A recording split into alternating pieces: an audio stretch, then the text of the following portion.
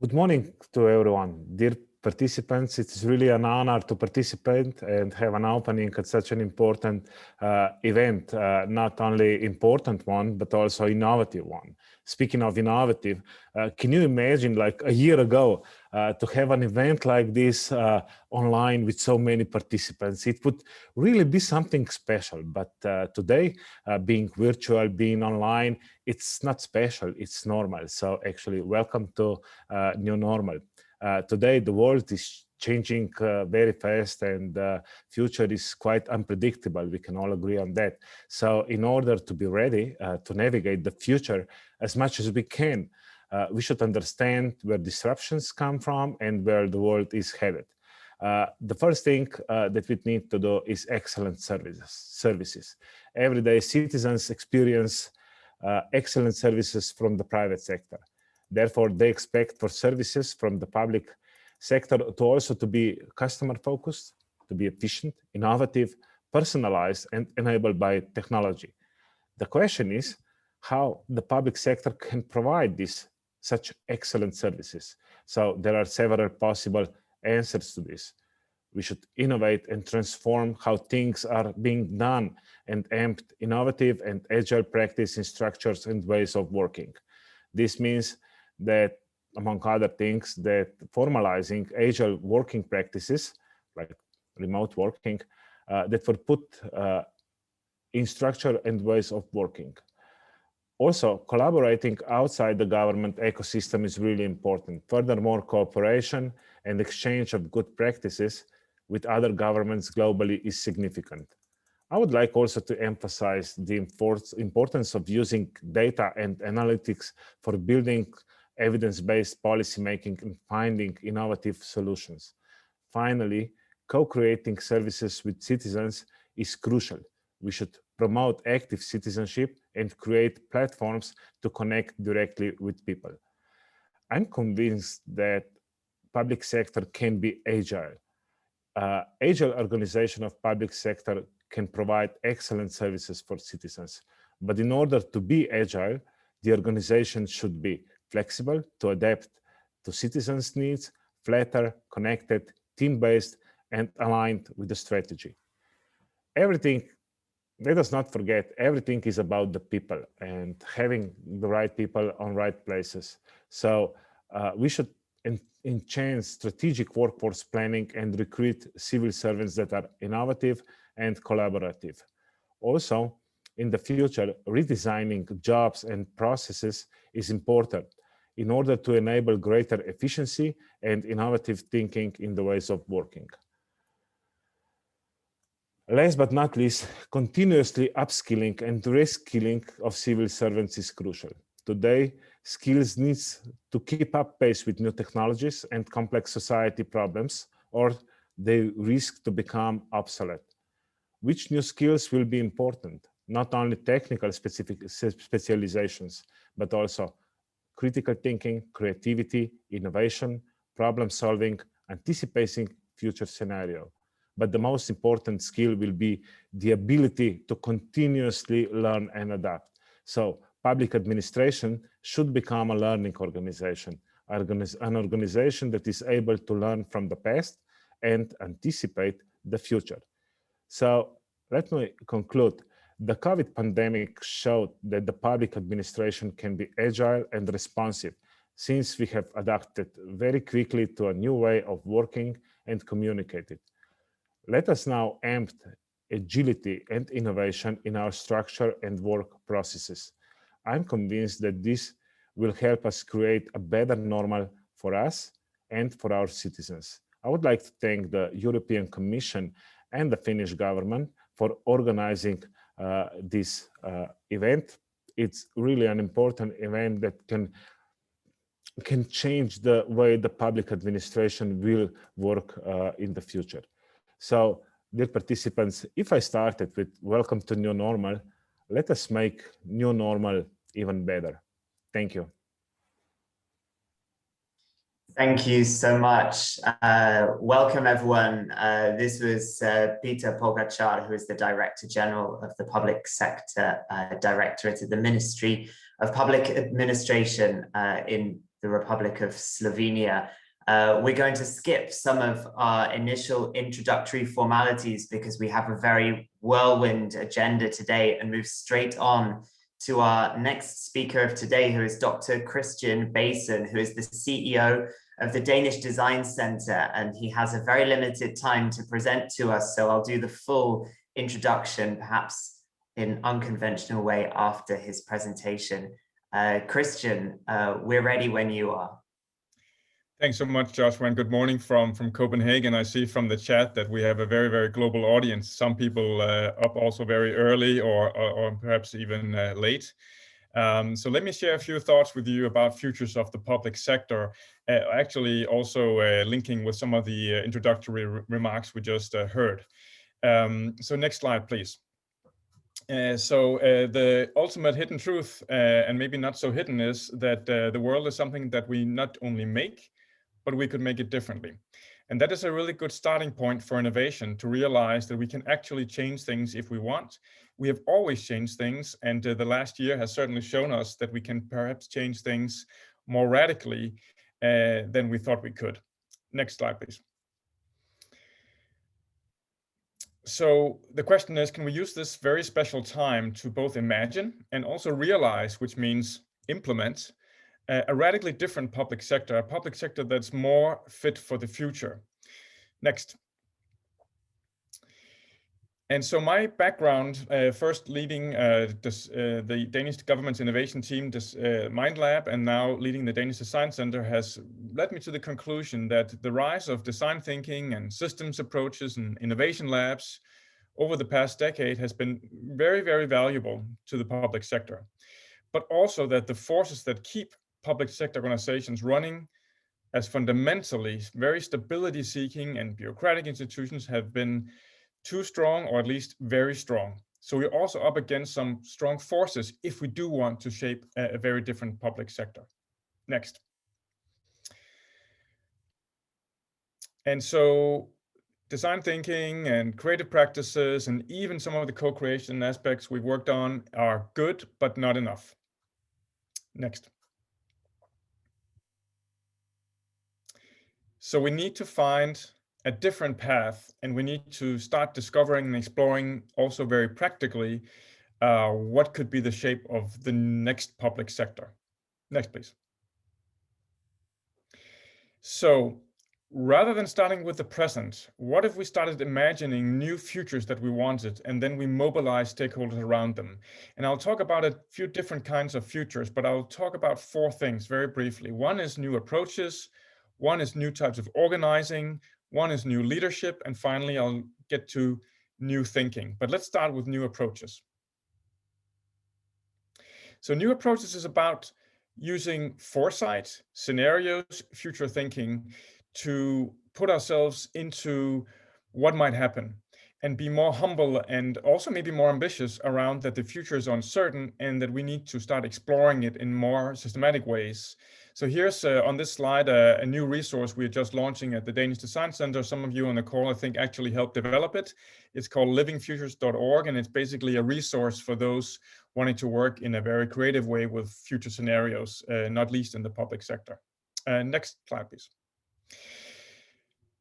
So what's so powerful about combining design methods and foresight is that we can immerse ourselves and begin to explore stories around the future and put ourselves in the shoes of future citizens, for example, or future decision makers. Here's an image from a project we ran around the future of healthcare, where you can explore different, very sort of tangible and also aesthetic models of what would it feel like to be a patient in the future. This image here is from a future where the public sector takes very, very, very good care of you using data and predictive analytics and so on. Next slide, please. So we heard about co-creation in the introduction, and absolutely collaboration, co-designing, getting many decision makers and experts and citizens involved in exploring different futures and making decisions. This photograph is actually from a workshop where healthcare decision makers are exploring different health futures and making decisions around what strategies to pursue. Next slide, please. So the next question is new organization. And we heard a lot about that also in the introduction around agility and adaptability and so on. But what does that actually entail? And that is something that we're exploring right now. And in my own organization, we are publicly funded, we're independent, but very much funded and connected to the government, particularly the Ministry of Business. But even so, we believe we can organize radically differently. So next slide, please. So what does that mean? Well, it means embracing much more self-management. We are inspired very much by the idea of reinventing organizations and the idea of teal organizations. So working much more on peer relationships and much more flat organizations. It's also about wholeness. It means bringing the whole person to work, not just the professional, which I know is can be controversial in government, because we still want to make objective decisions based on evidence and so forth. But that means but we're still people, and we also people when we act as doctors and nurses and teachers and so on. And finally, the future of organization is very much to embrace purpose. And that's something that the public sector is pretty much born with in terms of meaningful purposes. So that should be an open door actually to embrace this kind of teal way of working. Next slide, please.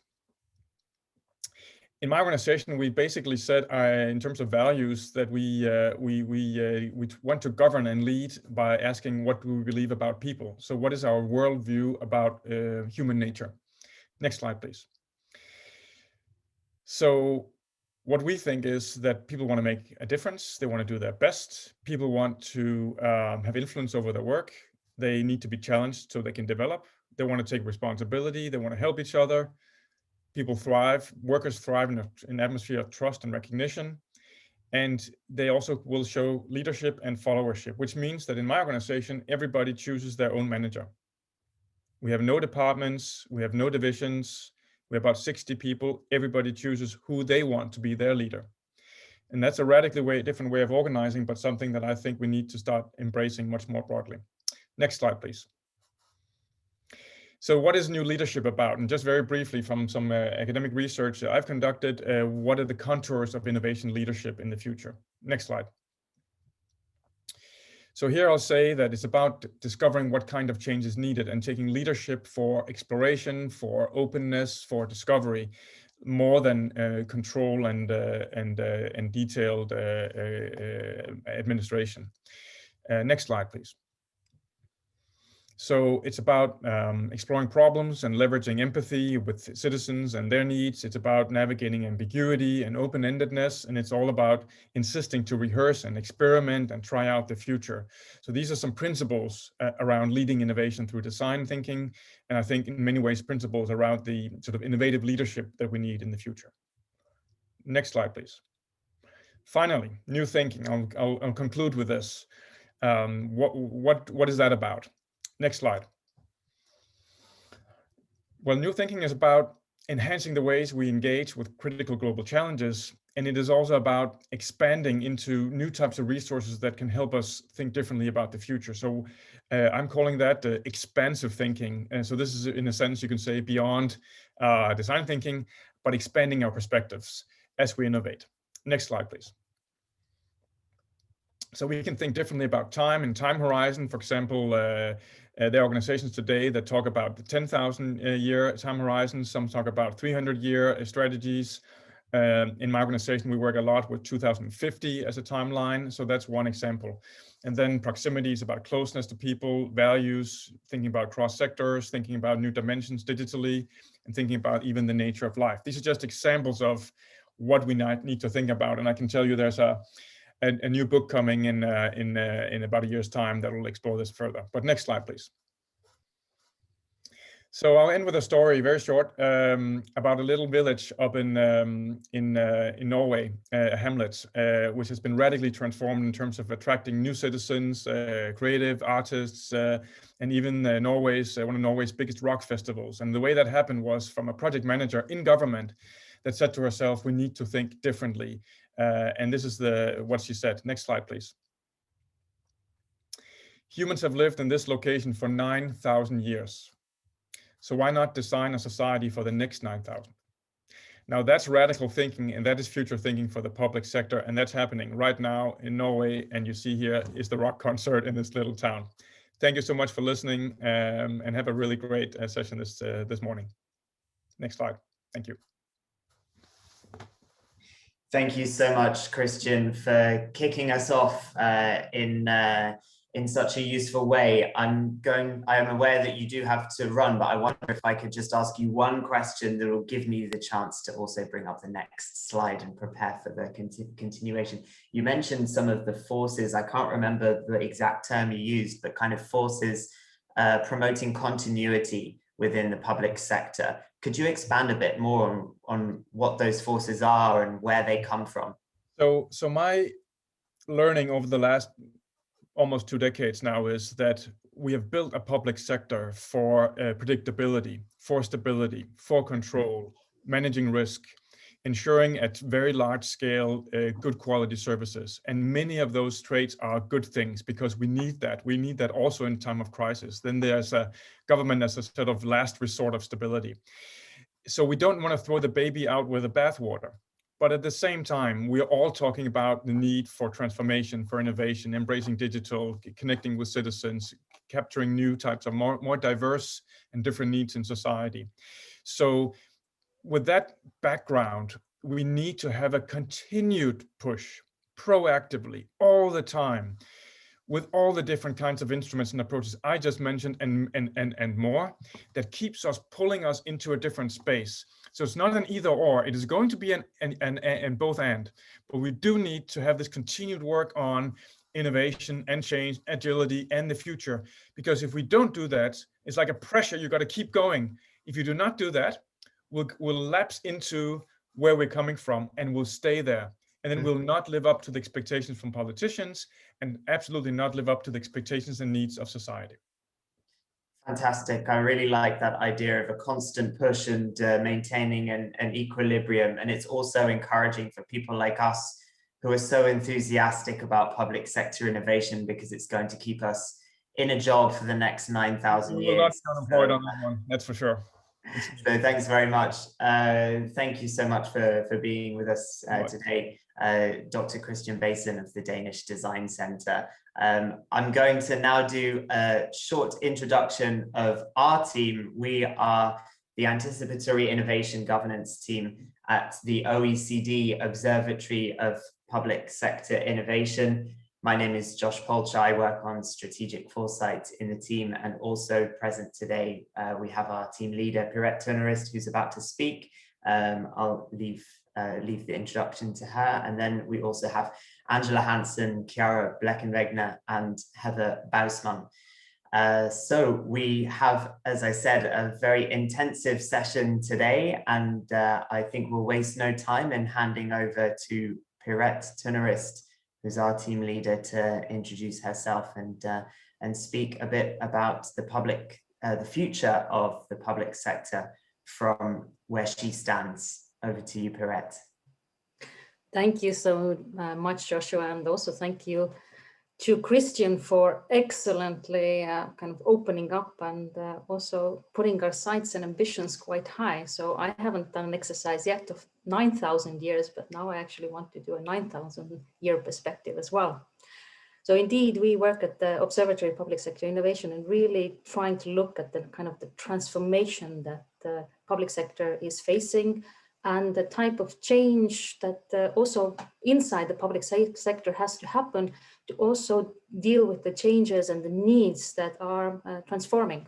And this is where we started off from yesterday. And we're kind of on the road with the European Commission to really building this anticipatory innovation governance model.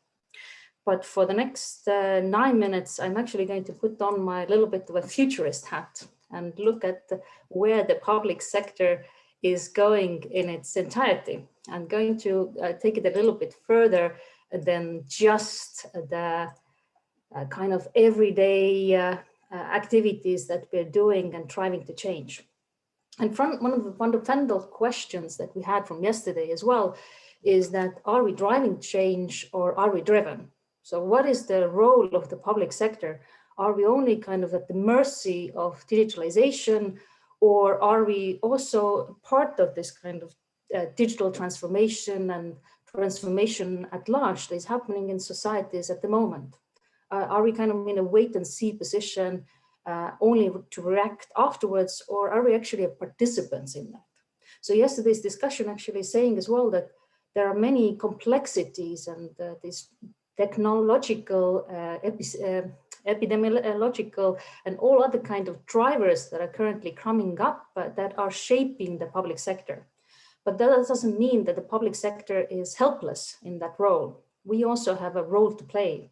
In terms of research and innovation, public sectors are the biggest funders of basic research. We are the biggest spenders and demanders as organizations around the world for change. We have huge means at our capabilities to actually steer and shift in some ways, or react to this kind of change in productive ways as well.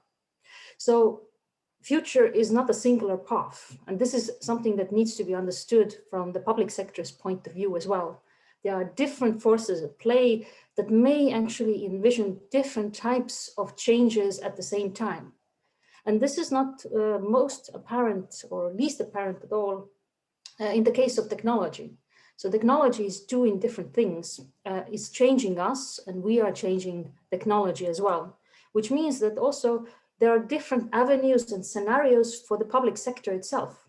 We are seeing already different trends in both digital and different blockchain and other technologies and artificial intelligence that allow for different scenarios of very centralized control and algorithmic governance with predictive traits, where we are becoming more top heavy, that we don't need the hierarchies. We can be quite flat in our organizations. We can concentrate the decision making up to the few and have very centralized control over huge, vast areas of service delivery, but also kind of the data that feeds into it. Because we can automate and make decision making easier by digital means. It doesn't, of course, mean that those decisions are going to be shaped by the biases or different types of issues introduced by these kind of digital analytics and digital ways of doing things, of analyzing data and predicting the future. But it also predicts a very different type of a structure in government and organizations at wide. So going from the current hierarchies to very flat hierarchies with inputs of data and direct kind of interaction with people with very few deciding points, potentially. And yet, what also technology at the moment is doing is other technological and digital means is also introducing hyper-personalization and distribution as well, because it's possible to actually single out and analyze the individual person's needs. So it is possible in the future to personalize experiences and interactions with the citizens, and also really build that up from a kind of a bottom-up perspective, kind of a local perspective as well. And that is a very different thing, or a very different trajectory from the government itself as well. So it's doing something that is hyper-local, personalized. It can also be contributed to commons in terms of providing localized goals, finding those communities that may be also global that are dealing with things. So it can also go from very centralized issues introduced by technology to a totally different end of personalized services, hyper-location and distributed delivery and different joint commons around that. And this is, of course, also really spurred on by some major value transformations that are happening in society, that we're going from, a huge green transition. We are shaping the kind of the future. The next COVID-19 is potentially going to be the climate change challenge. So we actually need to also respond to those missions and traditions in totally new ways, which means that working cross-sectorally, across governments to actually do that. So if technology frees up some of our structures and some of our human resources, then we also need to think already about those challenges that are upcoming, where we need to direct more people towards. And a lot of this is also something connected to what we discussed yesterday, is the karma of government. governments have to be ethical towards the future as well. We cannot only consider our current actions, our current effects, but we also have to think about our footprint as an overall. So what is our karma of governments and how do we take that into account?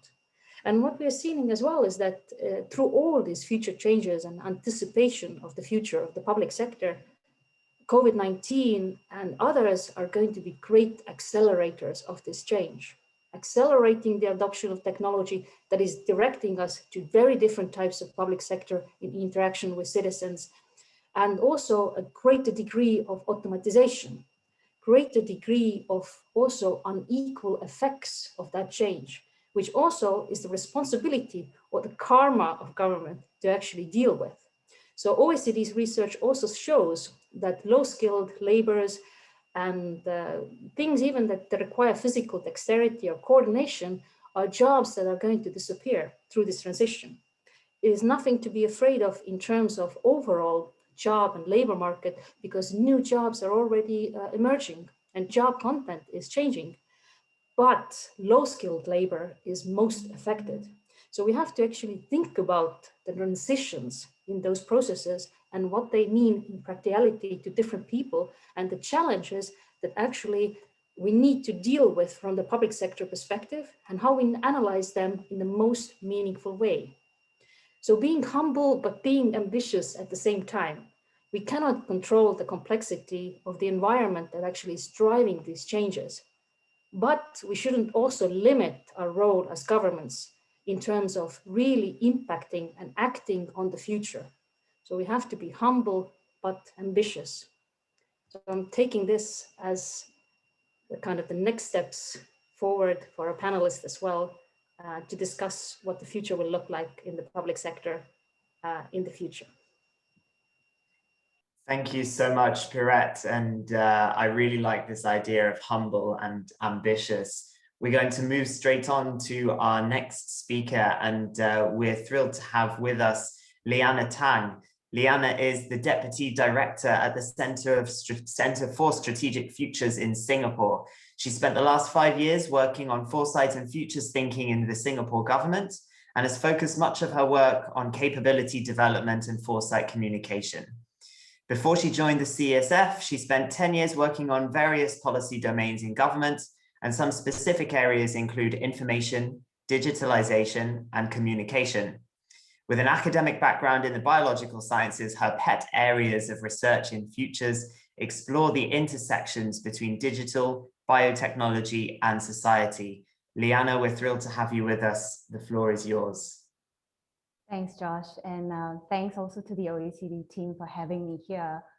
Just want to do a quick check that you can hear me. Loud and clear. Okay, thank you. So I thought the way Pirette started this discussion was great. She outlined really how the future for the public sector and indeed for the world, our operating environment is becoming a lot more complex, a lot more uncertain. And in many ways, because of technology and how interconnected we are, it feels like the uncertainty and change is hitting us a lot quicker than before.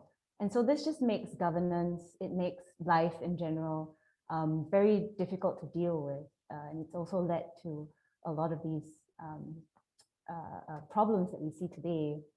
I thought that what I could do as my contribution into this panel is to talk a bit about how the use of strategic foresight in the Singapore government has tried to address some of these drivers that will greatly transform our operating environment in the future. So it's more of a capability development, structural process type of sharing that I'll do today.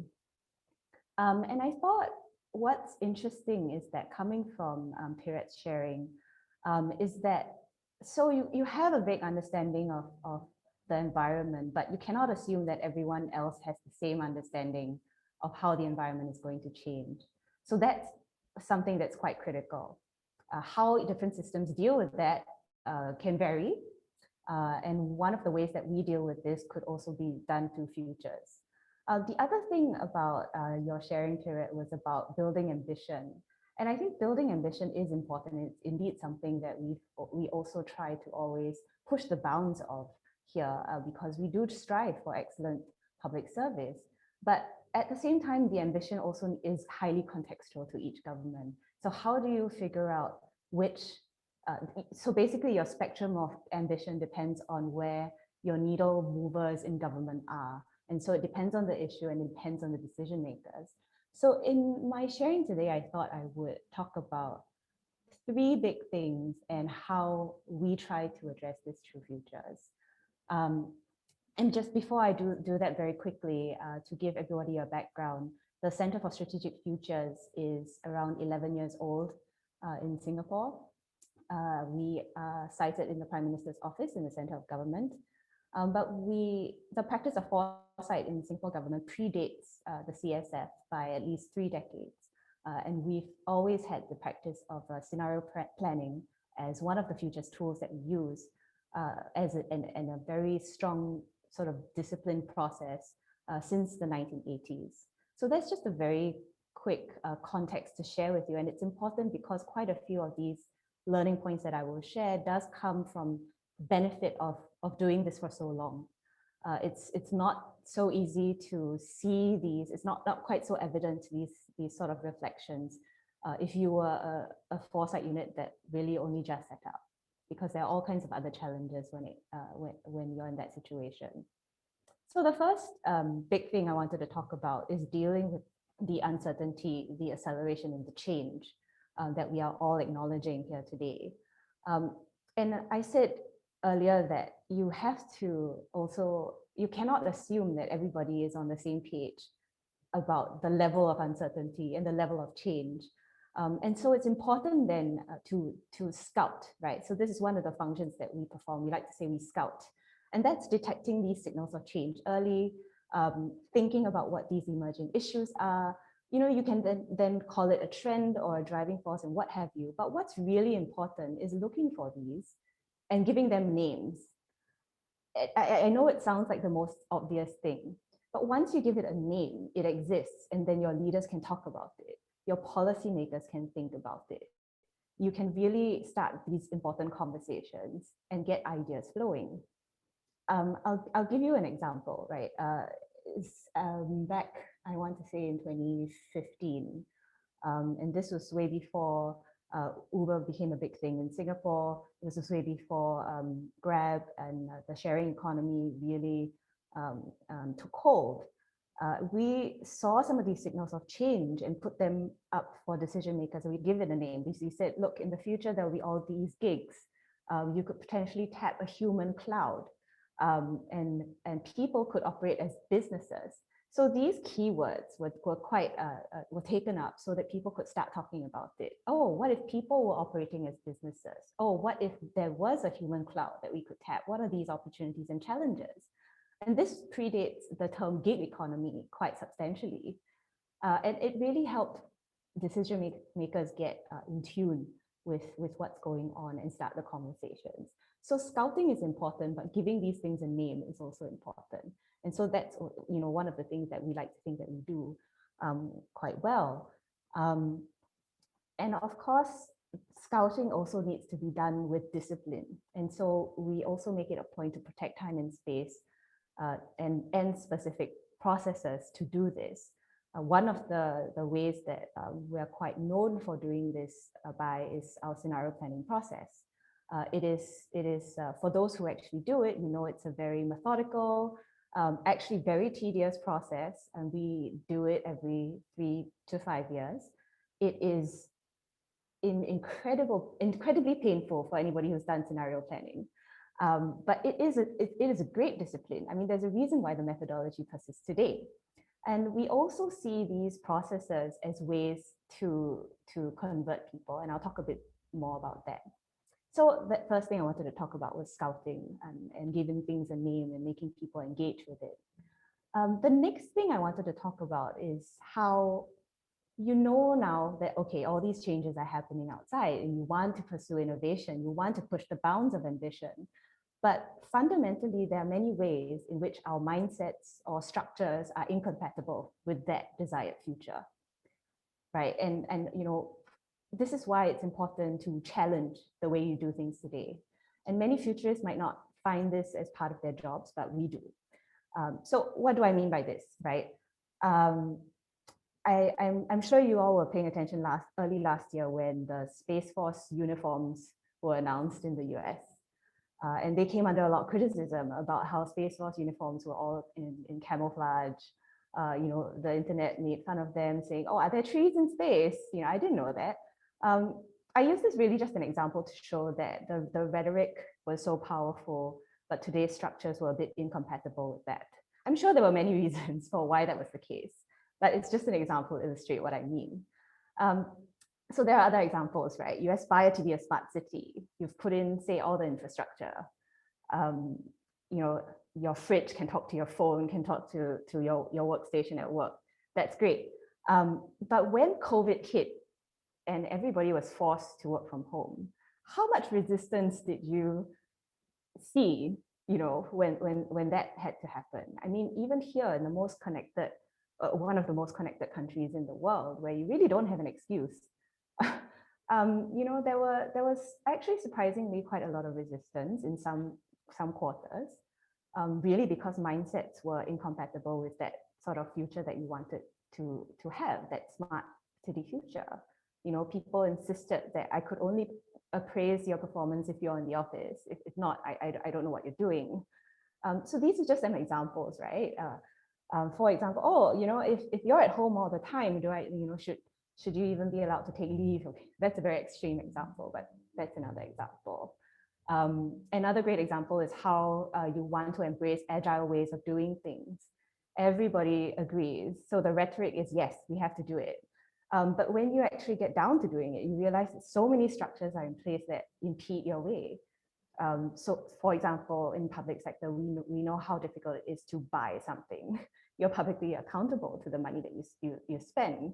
So procurement processes, for example, need to also keep up with that principle of wanting to do things in an agile way. And you then find yourself, when you point these things out, you find yourself then needing to sit down and untangle all the legacies that you've put in place in order to then get there. I mean, it's tedious, but at least you've figured out these pain points before disappointing everybody with common rhetoric and then not knowing how to move and being paralyzed. So there are a few ways to do this challenge function, which I like to call. One of the ways is yes, you can just point this out. Sometimes it's quite rational and people will work on it. But sometimes it's difficult to imagine that future. You can say, yes, I want to be a smart city. Some people may not know what that actually feels like. So I love what Dr. Basin said, for example, about the need to immerse, the need to create empathy, and to create sort of that lived experience in today's context, which is vastly different from the future. And you can do this in so many ways, in storytelling, through scenarios. And so that's one big way to be able to figure out how to challenge a lot of the way today, the thinking of today that may be incompatible with the future. And now the last thing I wanted to talk about was that, we were reflecting so much about a new normal. And we know that change and uncertainty is a new constant. So if change and uncertainty is just going to be the constant, then we need to play the long game, especially if we're going to be operating in the public sector. And this is why the third function that we play in foresight in Singapore is what I call grow. And grow is so important because you can have your converted people in the center of government or in innovation teams in different ministries and agencies. But there really is no point if there's only those few people evangelizing for many years, and change really can't happen that way.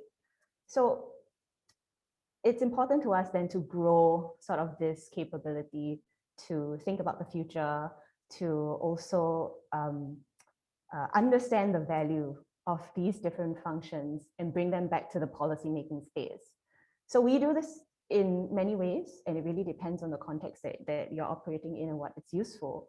we found what's useful for us is we do need to combine formal training in terms of the tools with also doing as training.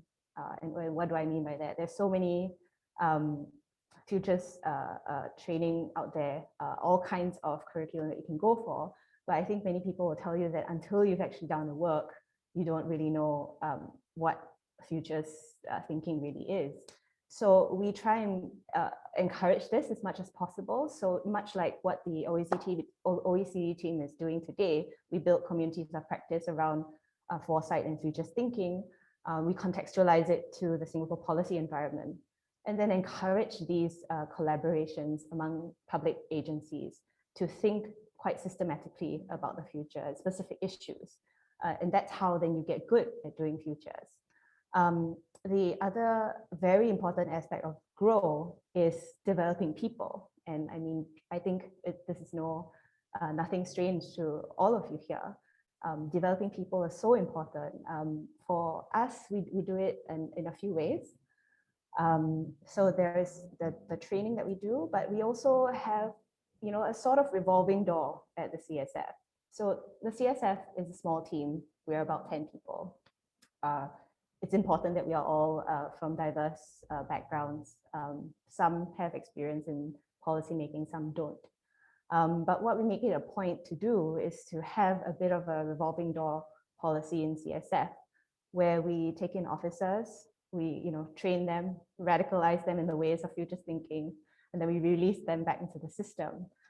It's difficult, it has its own challenges, because then there is always a lot of churn, but it's manageable. And it's important because we've realized that it's very good for the long game. And we've had the good fortune of having to do this since the times of scenario planning. And a great example of this is that today we see quite a few public service leaders who were very deeply involved in scenario planning as young officers back in the 90s and the early 2000s. And they can evangelize in their own leadership positions. But not only that, they are also our multipliers whenever we need to push out futures thinking or have difficult conversations at the leadership level. They are our advocates.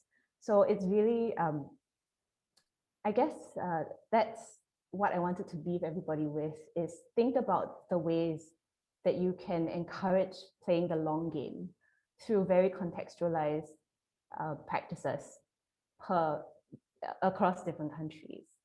And with that, I think I will pass it back to Josh. Thank you so much, Liana. So many good insights. I've taken lots of notes, and I know I just want to ask you so many questions. And I see also our Zoom chat is on fire, as it was yesterday as well. So participants, you are very welcome to share your thoughts and any questions. We are watching that chat very carefully and noting down the insights you give us, and we're going to do our best to put some questions to our panelists later on.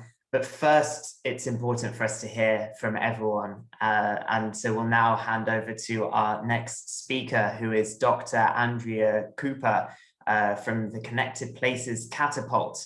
Andrea is Director of Human Connected Design at the Connected Places Catapult, an innovation organisation in the UK.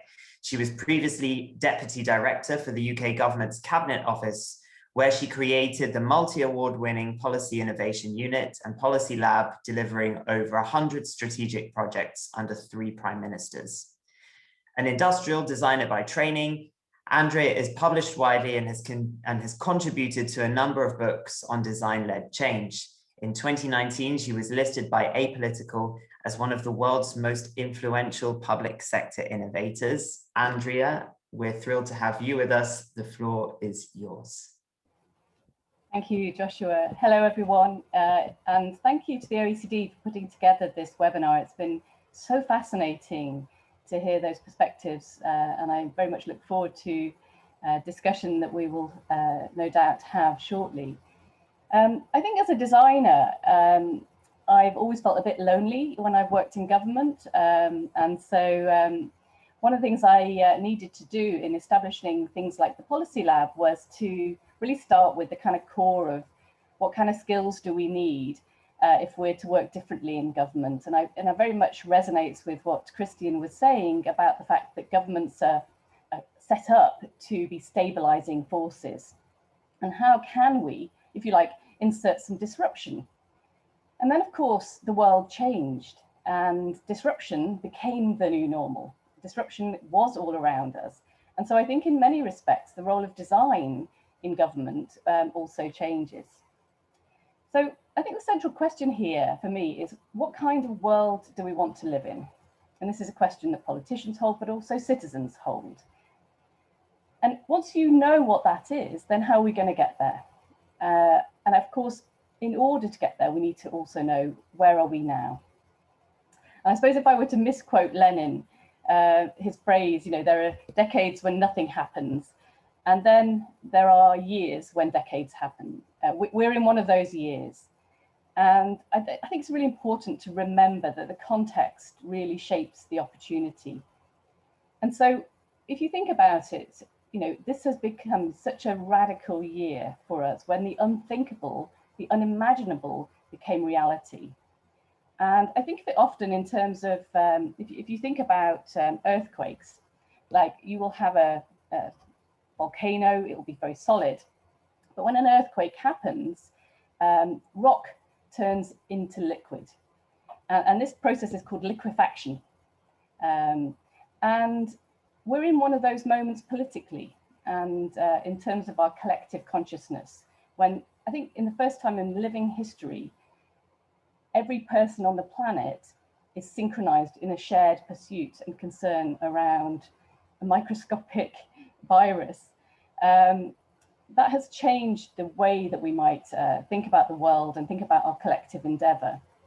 And so that liquefaction moment, when everything that's solid turns to liquid, is quite short-lived. And for a designer, it's a really important moment. And whether it's redesigning a business or redesigning a policy, those are the moments when the optimum change is available. And so a lot of people are talking about this in terms of liminal space right now.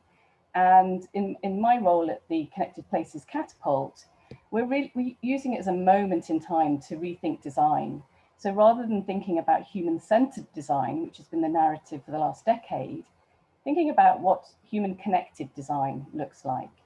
And that's humans connected both to each other and rebuilding that social infrastructure, but also humans connected to AI, humans connected to infrastructure and the places in which we live, and then of course our connections with the planet. And so I think at the moment we have this kind of juxtaposition where we're worrying about something that we can't even see in COVID, like the world's smallest sphere that we're concerned about. We're also concerned about our biggest sphere, the planet, and that toggle, if you like, between climate change as a fear is driving behavior, and then also COVID as a driving behavior. And I think whilst we're in this moment, it's very easy to remember that the governments, have a tendency to fall back into their default. At this time, it feels as though many governments have shifted into a command control model, kind of military style, if you like, form of change. And it's highly effective when you need to get things done and when you have certainty. But when you have less certainty and when there's more complexity, it doesn't always serve quite so well. And I was once told that governments are a bit like jelly. You push them to change, they wobble, but then they go back exactly as they were before. And so I'm curious to think, how do you really use this moment in change that we have right now to maybe smash up the jelly, make a trifle, make something new of it that won't go back to its old form. And so I want to really just pick on three things that we did a lot of work on in the Policy Lab and I continue to do at the Connected Places Catapult. And that's really thinking about this idea of future scenarios, where we want to go, and having the confidence to envision those, to think about new forms of data. What kind of insights and information will we use on which to make decisions? And then how might we collaborate as a whole system in order to make change happen? And I think Charles Handy once said, markets give wings to ideas. And I suppose in a political and government context, voters give wings to policies. And so we have to also remember the important part and role that bringing the public along and being open in our government decision making will be in order to kind of achieve that future that we want to see. And so one of the projects that we worked on at the lab for the last few years was really looking at how can we create a new permissive regulatory environment for autonomy in shipping. And I just wanted to draw that as an example of this idea of building scenarios, bringing in new data, and then working as a system. In that project, clearly the oceans are a kind of global maritime environment, so it crossed all international boundaries. We were thinking about AI and autonomy in ships and vessels. And we also wanted to do that collaboratively with the sector, with industry, with government, with decision makers. So it really speaks to this idea about how might we build a vision that's shared of the future and then get there in the way that Christian outlined. One of the very, very early sessions that we had to do, we got everyone in the room. And when you think about maritime autonomy, you know, what do you picture in your mind? You know, what comes to mind? We've all heard about driverless cars and autonomous vehicles, and we could kind of maybe picture that. But you know, what does it look like in the maritime world? What does it look like in the ocean? And so just have a thought just for a moment about what you might think that would be. We started to ask people to really draw those pictures of what that future was. And unsurprisingly, they were really varied. Some people thought about submarines moving around the ocean, perhaps picking up bits of plastic particulate. Others thought about drones, autonomous drones that would fly to offshore wind turbines and do remote maintenance. Others thought about ferries, others thought about shipments. So it was quite clear already that we were all in very different place about what that future was. In the session, we asked people to think about a utopia or a dystopia future. And what was curious was that no one was very interested in the utopia future, where it all went really well and the future was brilliant. But everyone got energized by the dystopia of the idea that you have an autonomous ship that's crashed in a beauty spot and it's nuclear powered and nobody has responsibility for this part of the ocean, and how would we clear up all the mess? And it was really interesting that it was that driving force of fear that captured the imagination. So there are many kind of projects out there right now where we have these open questions about what kind of future do we want to live in and how are we going to get there? And I think one of the things that governments will need to do is really think about what kind of levers they have. And at the Policy Lab, we built a tool called Government as a System to try and open up the imagination of policymakers. So they just didn't reach for the most obvious tools of regulation or taxes and lawmaking, that they would open up to use much broader tools of convening and stewardship of whole systems. And I think that's an important, if you like, starting point, because as we go forward, there's no doubt that governments will be faced with real questions about how do they fund the kind of change that they want to create. And if we get into a kind of austerity mindset, unfortunately, that tends to lead to competitive behavior. And actually what we need to see as we go forwards, if we want to be innovative, creative, and imaginative, is a more collaborative behavior, a more open behavior. And so, you know, on the one hand, we're currently in a kind of command control model that is highly competitive. How do we shift government and governance to a model that is much more open, collaborative, and creative? So at a high level, I think that's quite a big ask for governments. And we did a lot of work, you know, thinking about the sort of futures cone, if you like, and the art of the possible, and thinking about how do you redraw those lines? You know, now that we've got this moment in time when there's a lot of change, you can use that change to create new possibilities. And it opens up the Overton window in that relationship between governments and their citizens about what is possible. It'd be very hard for many governments to go back and say, we can't afford this, because it's quite clear that the fiscal possibilities are much broader than they ever were before. So we have new red lines in government and new forms of governance. And really, I think the final point I wanted to make was around thinking about how do you go with the change that's already happening. It's very hard to push systems and force change. How might we do the minimal effort and make exciting and relevant change happen? And there are two forces here I just wanted to pick on. One is demographic. So we are all familiar with the idea that there is a generational cohort and that those generational cohorts have mindsets. So if you were a pre-war generation, you had a different mindset to the baby boomer generation. We then have the Generation X, which I think is, if you were born between 1965 and 1980, you're a Generation X, which led us into the millennials or Gen Y, and then into Generation Z. So we're going to see from now a Generation C, a Generation COVID, of the young people who are living through this current crisis and this tumultuous change in the way that they are being educated and the opportunities that they will seek and face. But how can we think about those cohorts as real kind of forces for change? And if I reverse back to the Generation X, in the next 10 years or so, Generation X people will start to retire. What kind of retirement do they want? What kind of lives do they want to live? It will be very different to the retirement care that we would have offered to a pre-war generation. And then if we think about the millennials, you know, the first digitally native generation, what kind of middle work career paths do they want to have?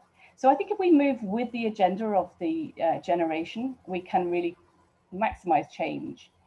So what that means is it's no longer a kind of linear, even progression of opportunity, but actually you can get very rapid changes happen because of these demographic shifts. That can really help us. It's almost like having a fair wind behind your sail. And I suppose the final point I'd make, really just extending the maritime and shipping metaphor, is Buckminster Fuller. His gravestone, if you've seen it, it says on it, "Call me trim tab."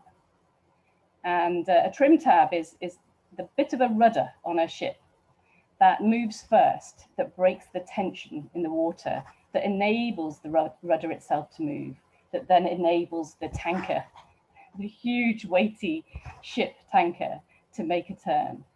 And the thing about a trim tab is it is absolutely tiny. And this, I think, is where innovation labs, this is where innovation teams, or even frankly, individuals, I mean, look at Greta, can have a massive impact on a complex system by exerting the minimum possible intervention, and yet it has a multiplication effect through that effect on the rudder. So I think we all need to kind of, I suppose, connect with our inner Buckminster Fuller right now and lift our horizons. You know, he was the first person who really connected the idea of our planet and its fragility with design and, you know, sort of geodesic proportion of aspiration of how we remodel and rebuild our cities. We are in that moment right now, and the art of the possible is absolutely there. So I think more than anything, governments, policymakers, and our collective imagination needs to lead us to a way of actually seizing that change, using that moment to drive forward these positive futures that we want to see. And with that, I will hand over. Thank you so much, Andrea, for these reflections. And once again, I think we just have so much that we would want to ask you and reflect on with you. We're going to, I see that the chat is as active as ever, which is fantastic. I just ask everyone to hold off posting anything in the chat for the next 7 minutes, because we actually have something even better to share with you, which is an online interactive poster board in the form of Padlet. So one of my colleagues is now about to post the URL in the chat for everyone to access on the same device or any other device you'd like to use. And we have a question there for you, which is this: what could governments find themselves having to achieve that they've never had to do before? So have a moment to reflect on that. We're going to pause our speaking for 5 to 7 minutes in order to keep on schedule. When we return, we'll be hearing from Rainer Cattell, who's going to give us some reflections. He's the Deputy Director and Professor of Innovation and Public Governance at University College London Institute for Innovation and Public Purpose. Before we do that, it's now 2 minutes past 10, so we'll return here at 9 minutes past 10 Central European time, Paris time, and that's in 7 minutes time. So we'll see you back here then. You can stay logged in to Zoom. You don't need to leave the meeting.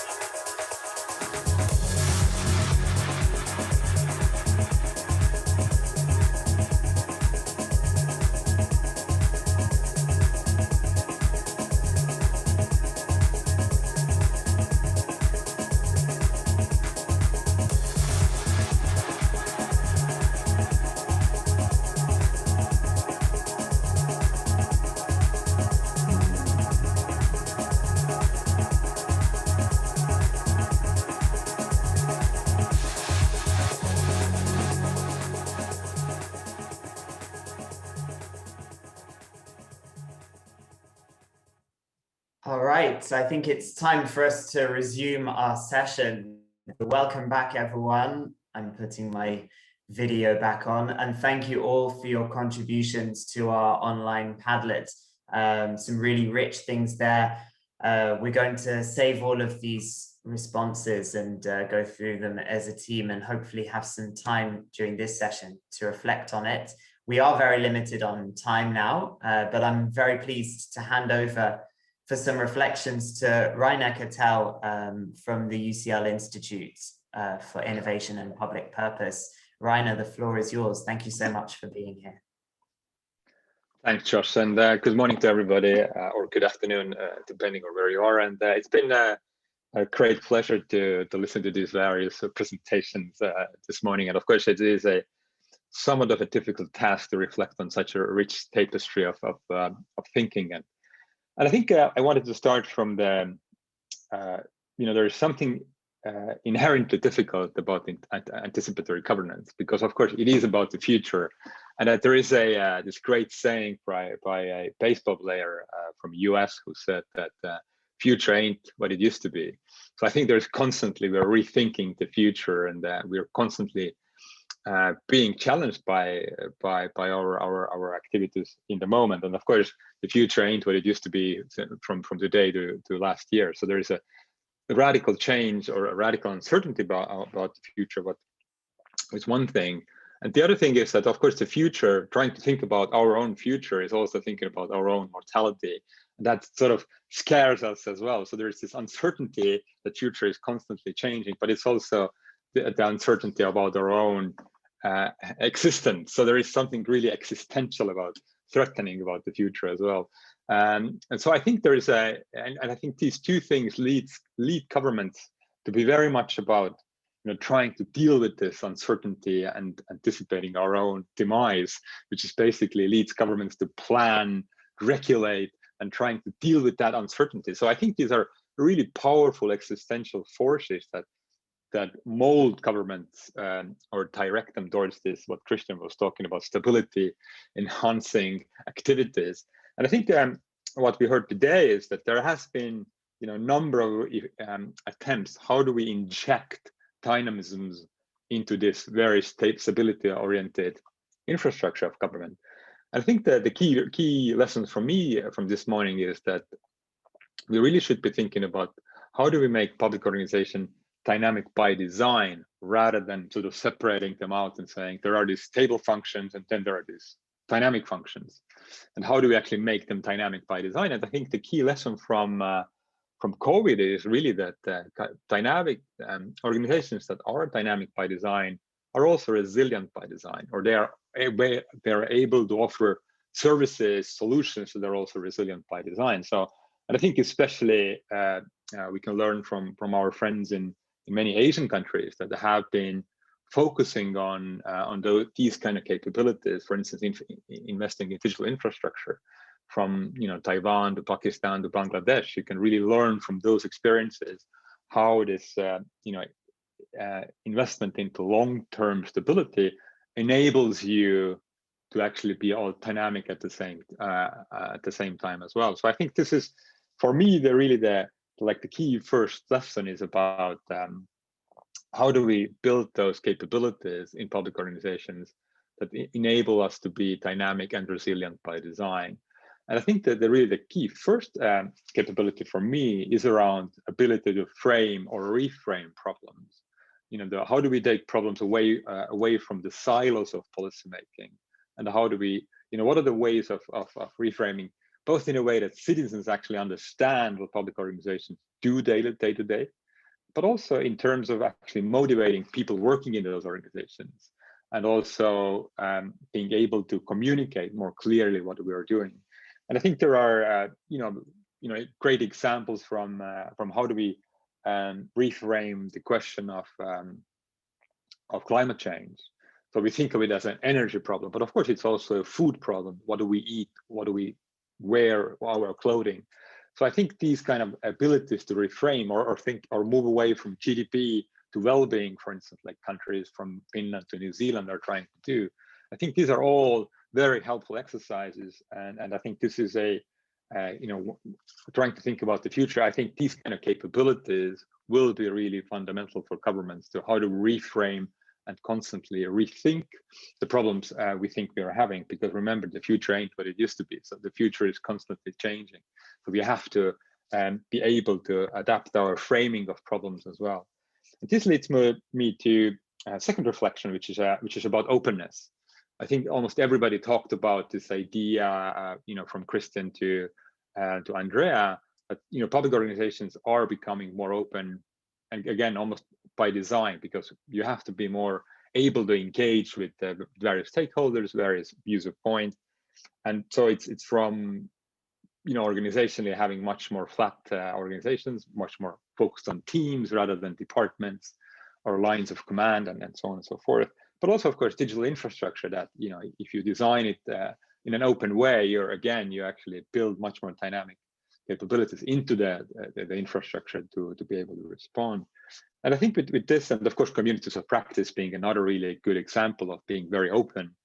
And I think this leads me to think that there is an emerging capability that is really about ethics of innovation, because governments are very much used to be, or are very used to trying to regulate the future, or trying to anticipate through regulation or through planning.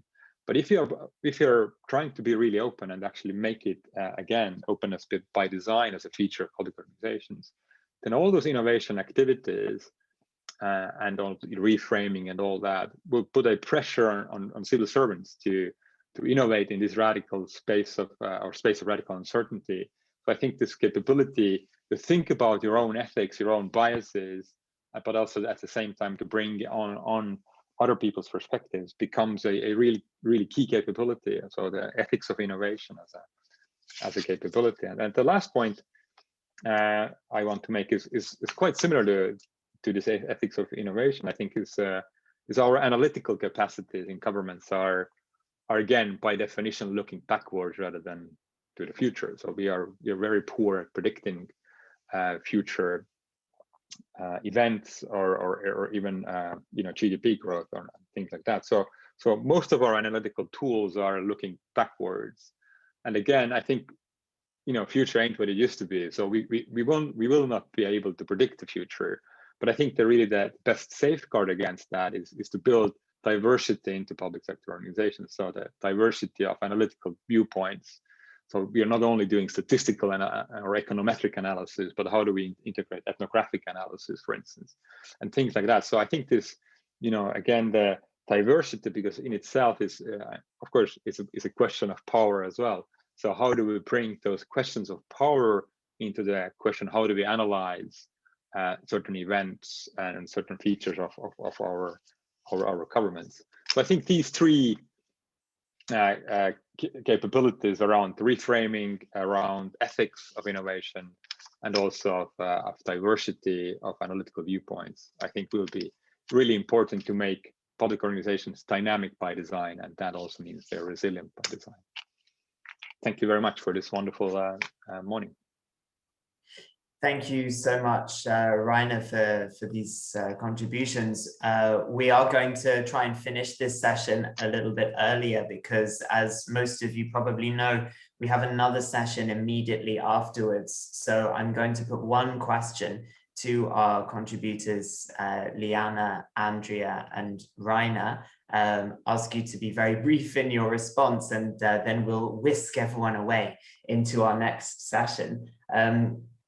So maybe I'll put a broad question and you can spin it in any way you want, but with specific focus on how this is relevant to the public sector and public sector action. What are some of the futures that are already being written without us even realizing it before we even get there? And how do we challenge those kind of official futures in advance? And Liana, I'd like to start with you, if that's okay, please. Sure. Maybe I'll just share. So what kind of futures are being written today? I think we're already way behind in regulation of your digital giants, for example. You can see that we are definitely being played, the public sector, But it doesn't help that the public sector doesn't fully understand how to deal with those animals. So that's a big one, and it's already been written. And as they start to play a bigger part of our lives in terms of helping us make decisions, showing us what to see, deepening the divides that already exist in the real life, a lot of the roles that they play today are even more powerful in the state. And I think that's one big thing. The other is that the way we think about conflict is fundamentally at odds with, I think, what is already happening in terms of interstate conflict. And we already see that in the mass disinformation exercises that have gone on. And they reach people in profound ways and very, very directed at individuals. And I don't think we have our heads wrapped around that as a form of warfare. For example, this is very scary terms that I'm using, but I think that is something that's already written or been written already. And it's a big challenge, I think, is going forward. Great. Well, thanks for grasping the nettle and talking about the topics that may be taboo, but, you know, the future doesn't care, right? The future contains all of these things, and, you know, denying them isn't going to help us deal with them any better. So I put the same question now. We'll go to Rainer and then we'll round off with Andrea. What are some of those futures that are already being written in advance before we even get there, and how can we better challenge them, specifically in the public sector? I think there are like two perhaps really entrenched futures, I think, that we should challenge more. One is about capitalism. I think you know, Andrea quoted Lenin, so I mean, I think we can allow us to be a bit more radical in terms of that, and I think that is something that we think sort of the capitalism is about, very much this opposition between, you know, two forces, government and the market. And I think this is where the big mistake I think we make, because, you know, all markets are always a co-created markets by various actors.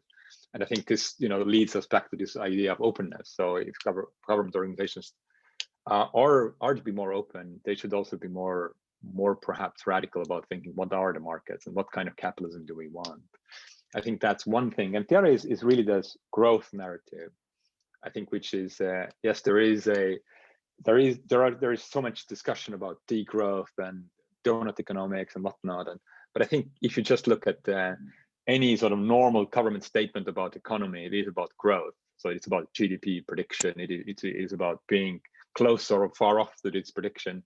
So I think this is so entrenched in thinking of our own country, you know, our own futures in terms of GDP growth, which, as we know, hasn't really been able to deal with climate emergency, hasn't been able to deal with inequality.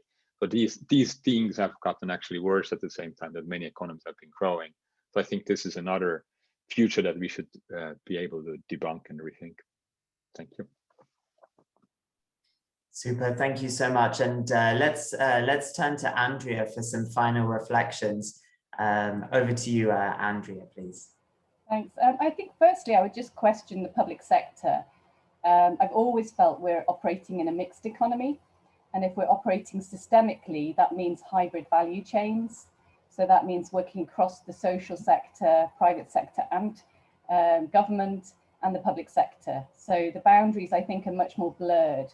And I have a general dislike of compartmentalizing public sector problems and other problems. But that said, I think, you know, picking up on what was been said already about these kind of entrenched futures, for me, it is this deep, I guess, paradigm of linearity that we have had that has driven modernism and a kind of technocentric belief in rationality, that the future will be linear and a progression and it will always be better than the past. And that belief in progress has eroded. I think for the first time in history, or certainly recent history, generations believe the future will be worse than the past. And so what we need is that collective imagination to think about what does that mean in terms of building a more inclusive, more circular, more connected economy. And in doing so, I think that it will, as Rainer says, break down some very fundamental power in order to achieve But I think the flip side of that is there's huge, huge opportunity. And so as a designer, you're constantly dissatisfied, but always optimistic. And more than ever, we need that spirit of optimism and belief that we can get to a better future. It just won't look how we thought it was. Fantastic. Well, I'm incredibly optimistic, but also dissatisfied in the best possible way, because we're now coming to the end of the time, the linear passage of time that we have to spend together on this session. I just ask all of our participants to hold their comments on the chat for a moment. One of my colleagues is going to paste a URL. There it is. Thank you so much, Heather. We're now moving into the next session of our workshop today, which is going to be all about tools and methods of anticipatory innovation. But you'll see we've put a couple of innovative spins on it. So it's not just going to be rifling through a toolbox, but we're also going to be talking about how that fits into an overall picture of bridging an impact gap between anticipation and action. So if everyone could have a look at the chat and click on that URL, we're going to be closing this meeting in just a few moments, and we'll see you on the other side. So you have a couple of moments left. Copy that URL and make sure you don't get shut out, because the next session is going to be equally as rich as the one we've just had. Thank you once again to all of our speakers. Thank you to all of our participants, and see you over on the other side.